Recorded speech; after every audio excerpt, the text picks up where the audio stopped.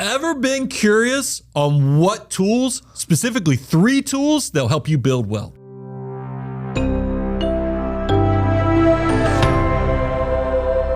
Brent, I am so excited to talk about this because we both know that wealth building is incredibly simple, but that doesn't necessarily mean that it's easy. But I think a lot of people are fascinated to recognize it's not all that complicated of a formula. Yeah, I mean, I don't care which path you are. I don't care if you're just starting out or if you've had some accomplishment with your financial assets, or even maybe if you're a multiple 7-figure person, you're going to recognize that we are giving you the keys to the kingdom by talking about these 3 tools. These 3 key ingredients go into everybody's journey on building wealth. And I think a lot of people have a misconception around this. Like, oh, okay, well, in order to be wealthy, I've got to do this, or this has to be true. And a lot of people think, okay, if I'm going to be wealthy, I must just have to be in a big income.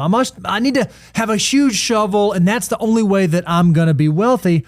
But that, in fact, is not the case. I mean, look at this stat. Nearly 80% of NFL players, these are professional athletes, face significant financial strain in their first 3 years once they get out of the league. So right there, it should tell you, okay, having a huge income, having a huge windfall, having a huge payday may not be the thing that necessarily leads to wealth. Isn't that funny what a false mirage that somebody thinks having the huge income, that's rich. That's not wealth. That's right. Wealth and rich are completely different. Because just because you have a big income, a big shovel, if it doesn't actually turn into assets on the net worth statement, you have missed out. And that's why we have talked about this for years. And we're just going to go ahead and open up the playbook of all the things that are super successful. We want to give you the 3 ingredients to wealth building. Number 1, this is discipline. The first thing you have to do is live on less than you make. That's exactly right. You use that discipline of living on less than you make to create the margin that actually yields the money. And guess what? You actually put the money to work.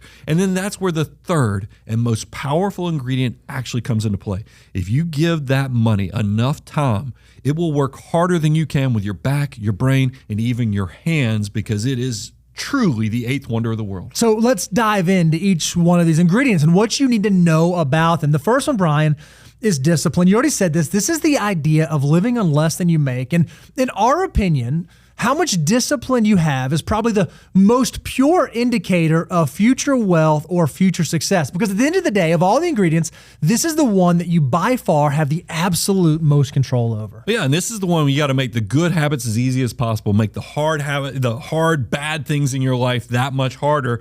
And that's why I think it is the clearest indicator. Will you be wealthy if you can conquer and have discipline? And yet, even though it's so important and so powerful, the majority of Americans out there fail at this. We know that right now, 59% of Americans, according to Bankrate.com, cannot come up with $1,000 for an emergency. That means that 6 out of 10 Americans are failing on putting aside a little bit of today for tomorrow. They are failing on having that little bit of discipline to keep their financial life out of the ditch. I think back, even before I started doing the podcast in 2006, I used to enjoy going to high schools and trying to talk about good personal finance habits.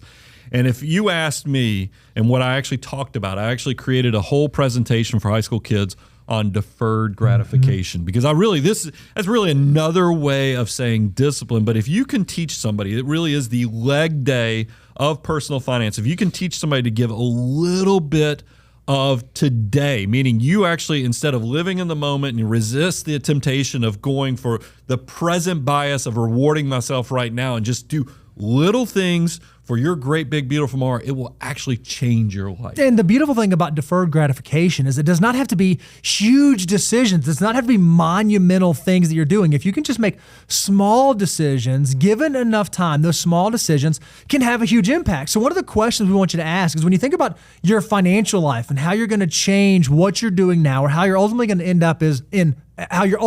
up where you want to be, is what small decision, what little thing can I change today? Well, what's the small impact I can have on the decision-making process I'm doing today that's going to lead to that great, big, beautiful tomorrow? And it doesn't have to be a big one. It can be a small one done consistently through time. Well, I want my young people to lean into this a little bit more, and the fact that a lot of you guys are feeling like the system's rigged against you. And I get it. I mean, we've post-pandemic, post this inflation we've had, there are a lot of things out there that you're probably like, man, this system is just rigged against me.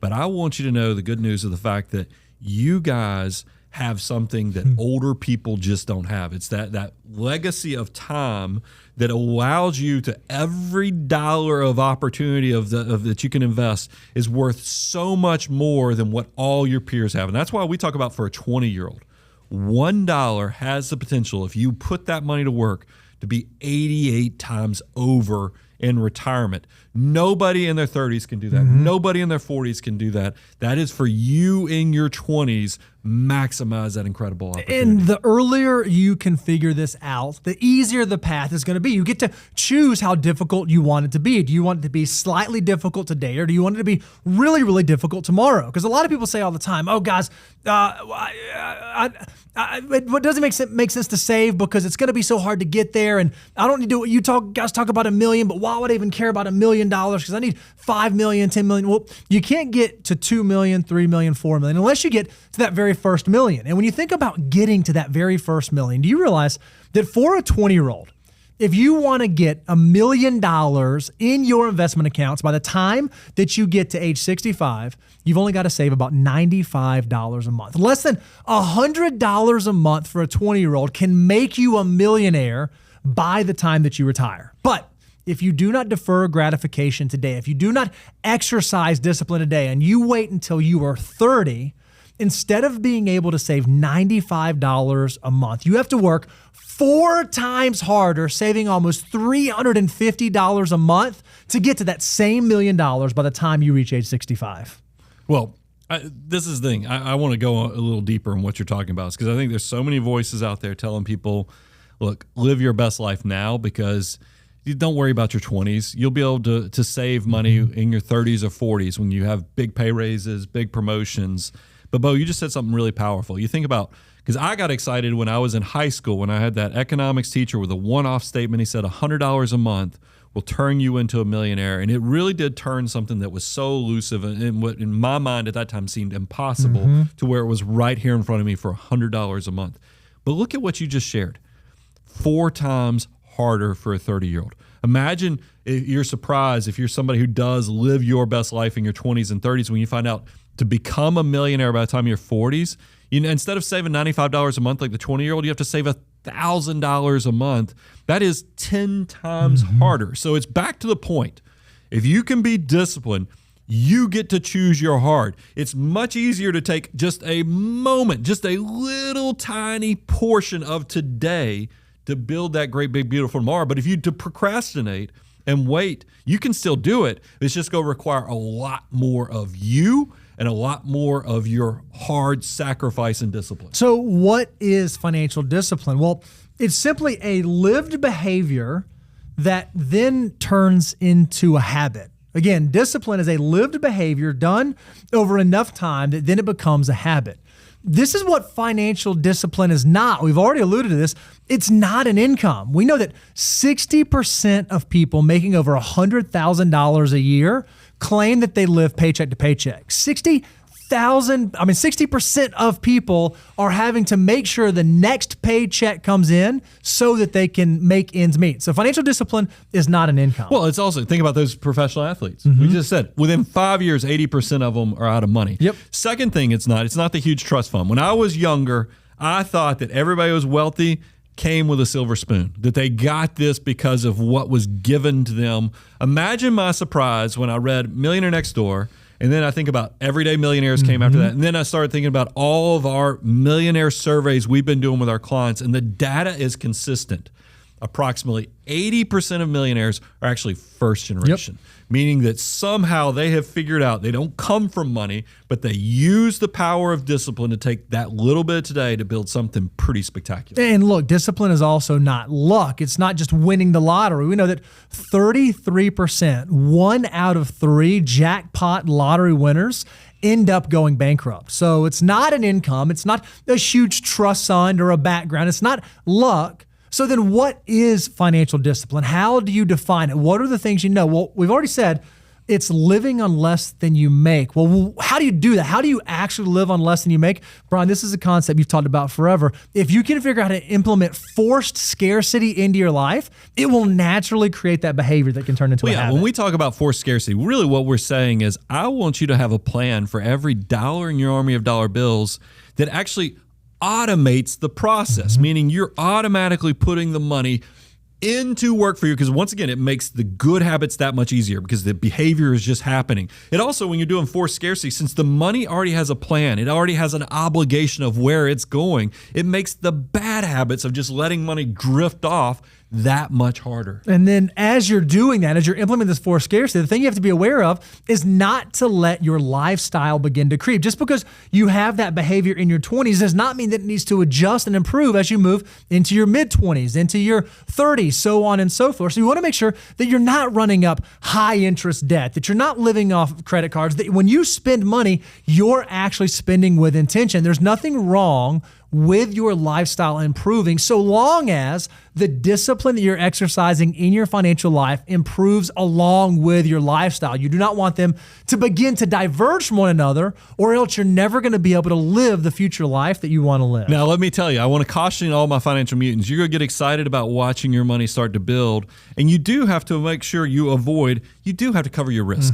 Because a lot of you guys, once you see how powerful your dollars can become, you'll want to throw the whole kitchen sink. But don't skip out on building that emergency fund, making sure you understand like term life insurance and other things, because we don't want you making desperate decisions just because you went so far out on the risk spectrum trying to make your army of dollar bills work that much harder. All right, so the first ingredient to wealth creation is discipline. And what that discipline does is it then begins to create the second ingredient necessary, which is money. Now, I know a lot of you are probably thinking, well, duh, if I want to be wealthy, of course I need money, but that's not exactly what we mean when we talk about money as this ingredient. This is one I've thought a lot about. It's because I'm just going to be honest, and there's a reason we said discipline was the leg day of personal finance. It's hard. You actually have to put in the work to be disciplined to spend less. But if you do the work of discipline, I don't want you to squander this second ingredient, which is money, because I grew up in a household where my parents were great with discipline, but they never put their money to work. And that's really what the second ingredient, if you want to encapsulate what does this mean, is don't squander the opportunity of actually taking that margin and actually putting it to work so you can see the benefits of what margin creates. Because what you want to happen is you actually want your money to get to the place where it works even harder than you do. And as you begin to build this margin, a few things happen in your financial life. Number one, you have flexibility.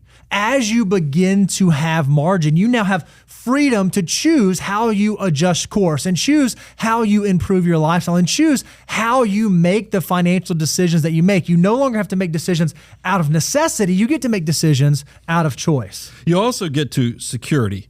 You don't have to make the desperate decisions. The more money you have, and look, here's the cool thing about being disciplined, but then also putting your money to work, that second ingredient, is that even if your goals change, you still get access. That's why that flexibility. That's right. You know, I came out of school thinking at 22 years of age, I don't like working that much, or I just can't imagine my 50-year-old self loving to work. So I'm going to save as much as I can so I can do what I want, when I want, and how I want. Imagine my surprise when I realized I absolutely love what I do for my day job, but now I get to make flexibility. I get to make security decisions off of what I want to do because I actually made those hard decisions earlier. This makes the hard decisions get easier for you versus you getting squeezed. If you defer and procrastinate, you'll have to make the harder decisions, and there'll be less and less options for you to make those decisions. And then as you are continuing to create that margin, what it allows you to do is it allows you to begin to accelerate your financial journey. It may seem like that margin you're creating early on isn't doing a whole lot, but as you continue to do that over and over and over again, it allows you to move more quickly and more quickly and more quickly towards your ultimate financial goal. So when you think about, all right, I understand what margin can do. It can create flexibility, it can create security, and it can accelerate my financial journey. How do I do it? How do I create margin? How do I impact that? Well, when it comes to financial decision making, we really only have two options for affecting and impacting our margin. Yeah, I always think this is like a Captain Obvious thing, but it really is important for you to kind of zoom out and think about money in general terms, because sometimes we overcomplicate things with money. In reality, though, when you are trying to figure out how can I create more money to put to work, you really only have two options. You can either make more money, meaning we increase the income you make, the shovel you have at your disposal, or you can get extra discipline and actually pull the lever down of spending less money. That is, if you can look at your life and go, can I make more? Can I spend less? This is how simple it is if you really want to zoom out and figure out what components you control when you're creating that margin of money. And so as you're thinking about building margin and how you're approaching this financial decision, you need to recognize that early on in your journey, no matter where you're starting, your ability to impact margin is greater than outside forces. We say this all the time, that early on in your journey, when it comes to impacting your wealth, your savings rate is exponentially more important than your rate of return. How much you're choosing to defer, how much margin you're creating actually matters more than what your money is doing.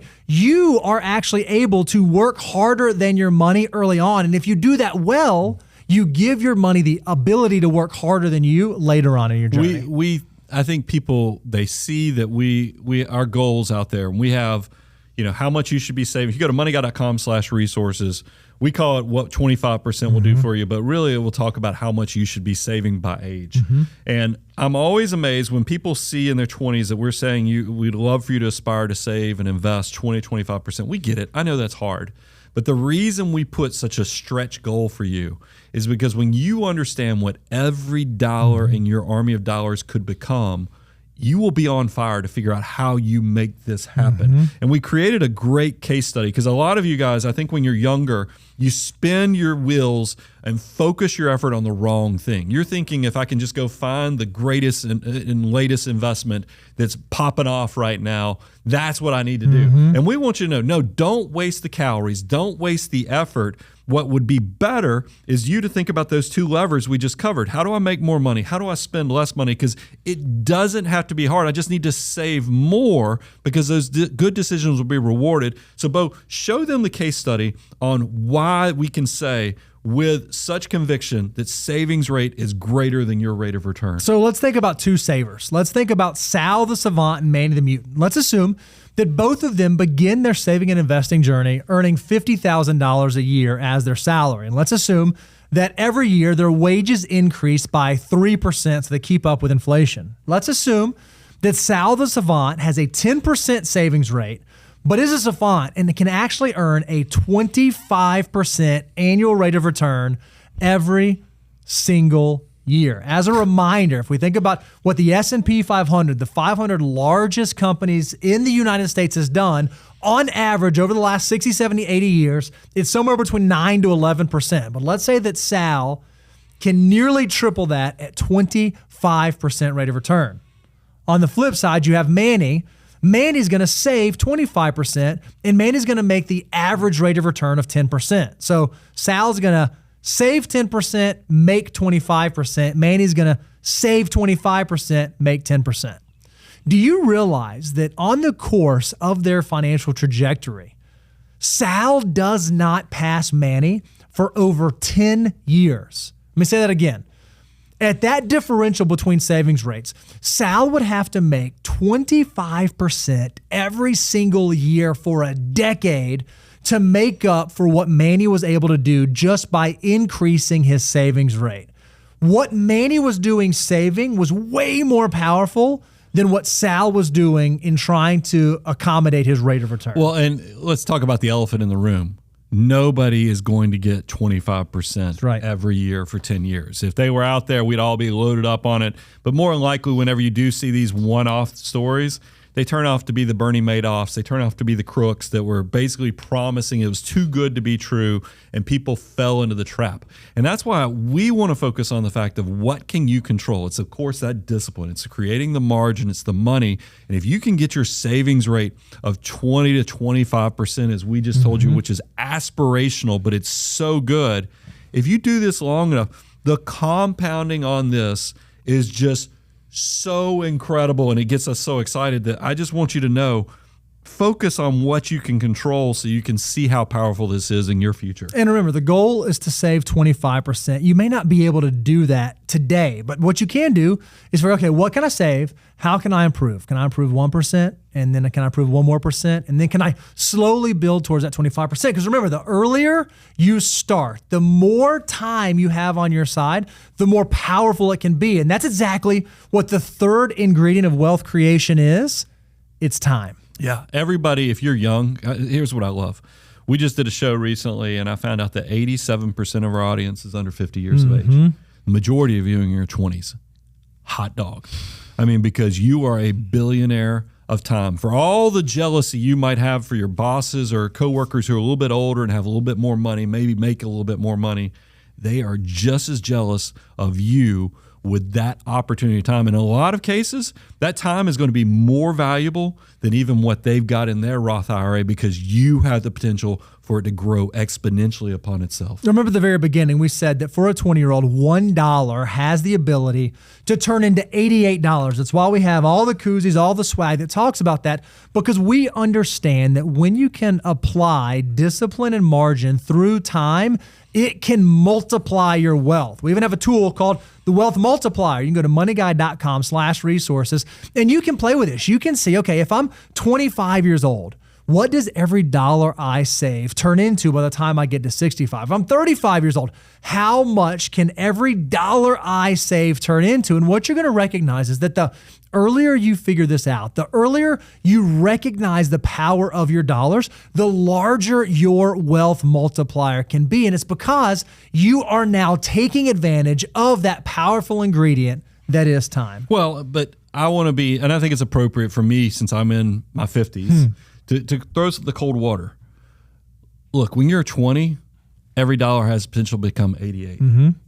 When you're 30, it's 23. That's still an amazing thing. But drops a lot. Did you see the drop off? I mean, it basically, you cut it in a quarter.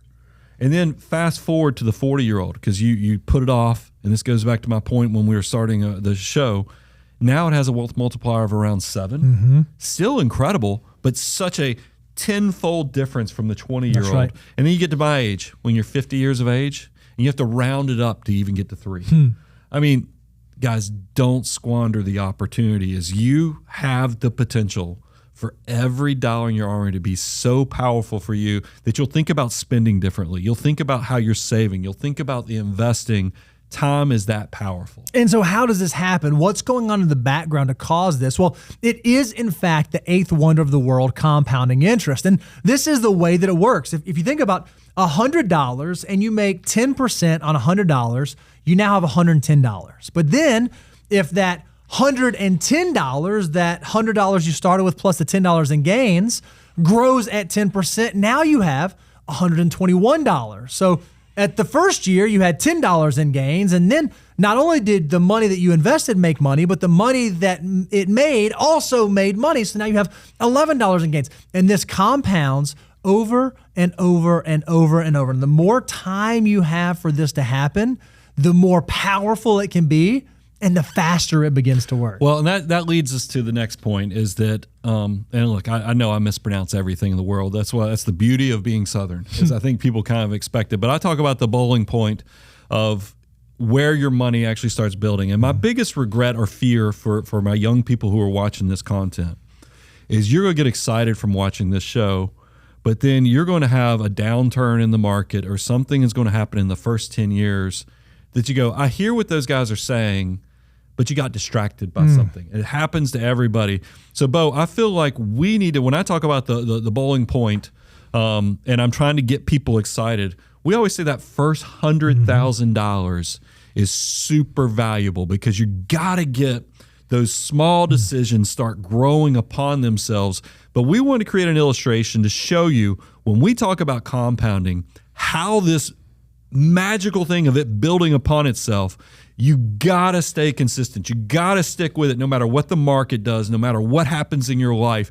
Promise me you're not going to give up. And I think this next illustration, maybe you print it out, take a freeze frame, take a screenshot, and then print out this next illustration so you don't lose focus on what happens after year 10. So think about this. Let's assume that you're someone who's going to just max out a Roth IRA every year. You're going to save $583 a month every month for every year. And let's say that on average, you can earn 8%. No matter what age you're starting at, let's assume that that's what you're going to do. If you began doing that, it's going to take you about 9.5 years to get to $100,000. Again, $583 a month, every single month. It's going to take you 9.5 years to get to that first 100,000. And there's a potential for a lot of quit in there. That's right. That scares me to death. I don't want you to quit. It's not a straight line. There's a lot of ups and downs. But do you realize that if you continue saving at that same clip, $583 a month, it would only take you about 5.4 years to make the next 100,000, to go from 100 to 200. After that point, it would only take about 3.7 years to go from 200,000 to 300,000. It would only take about 2.8 years to go from 300,000 to 400,000. And it will only take about 2.3 years to go from 400,000 to 500,000. So what has happened is the race to 100,000 has gotten shorter and shorter and shorter and shorter, where you now have gotten from zero to $500,000 in 23.8 years. But that's only half the story. Well, think about that. I mean, fast forward. Look, you get to be my age. This seems common sense. If you go hang out in my neighborhood and you talk to people my age, anybody and everybody who started saving young, they look at each other and we're talking about just, hey, what's coming up? What's the next endeavor? What's the thing right around the corner? And I remember some of my buddies, we've been like, can you believe what's happened? It's like your money is this critical mass because, yes, it was a 20-year journey to get to whatever that critical mass point is. But once you get the stone rolling down the hill and it catches momentum, here's the magical thing, is that the next to go from 500,000 to $1 million. Now, remember, it took us close to 24 years to get to that first $500,000. We somehow make it to millionaire status 2 years less. I mean, we do it in 7.8 years than it took us to raise our first $100,000. It's wild. For all my trolls who say $1 million is nothing anymore, that 1996 millionaire next door, what are you doing giving us that stat? You know what's even faster than 7.8 years to go 500,000 to $1 million? It's going to take you less than 7 years to go from $1 million to 2 million. You're going to go even faster, 2 million to 3 million. This thing is catching so much momentum that this is the part that gets me excited. But like I said, a lot of quit. A lot of people who look at the journey to building wealth will look at this stat and say, wait a minute, you mean it's going to take me 10 years to get to my first $100,000? No, it doesn't have to, because guess what? Every one of these assumptions we did was very conservative. You're going to, once you get addicted to building wealth and you understand the power of every dollar, you're not just going to max out your Roth IRA. You're going to start increasing your contributions every year you get a pay raise. Here's the other thing. We used 8%. You know what we could have done to blow this projection up even more? We could have put 10%. Sure. Bo just told you the S&P 500 historically is somewhere between 9 to 11%. We could have put 10 to 11% in here, and it would have blown this number and made it that much faster. But we wanted to, on purpose, put a governor on this so you could see the powerful nature of your behavioral decisions. That every incremental decision you make is what actually is going to flip the script on what creates your success. And here's the beautiful part. Do you recognize that if you can do this over this 30-plus year period, by the end of your journey, of that $1 million that you have created, 82% of it is growth. $820,000 of the $1 million is your portfolio growing. So that first $100,000, you had to work really hard. A lot of that $100,000 was your $583 a month going in. But if you let your money begin working for you, it can actually work exponentially harder than you can, so that by the end of the journey, 80 to 90% of it is money you did not have to save.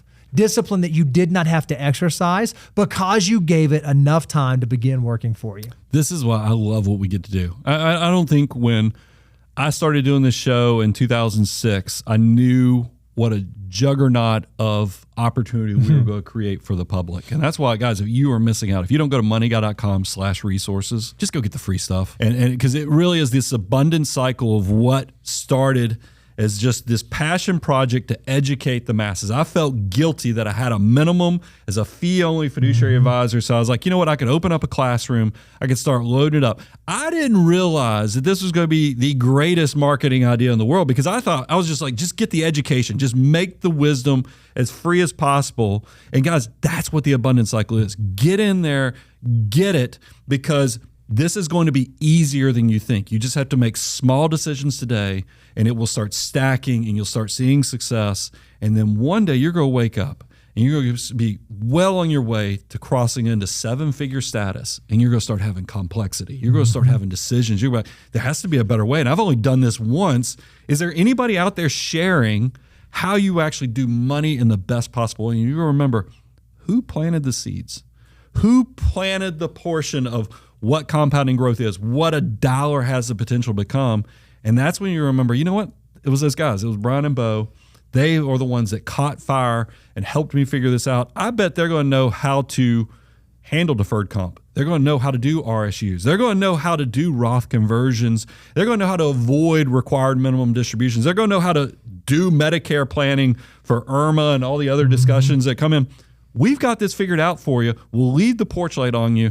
Just consider giving us that opportunity. I'm your host, Brian Preston. Mr. Bo Hansen, Money Guy team, out. The Money Guy Show is hosted by Brian Preston and Bo Hansen. Brian and Bo are partners with Abound Wealth Management. Abound Wealth Management is a registered investment advisory firm regulated by the Securities and Exchange Commission in accordance and compliance with the securities laws and regulations. Abound Wealth Management does not render or offer to render personalized investment or tax advice through The Money Guy Show. The information provided is for informational purposes only, may not be suitable for all investors, and does not constitute financial, tax, investment, or legal advice. All investments involve a degree of risk, including the risk of loss.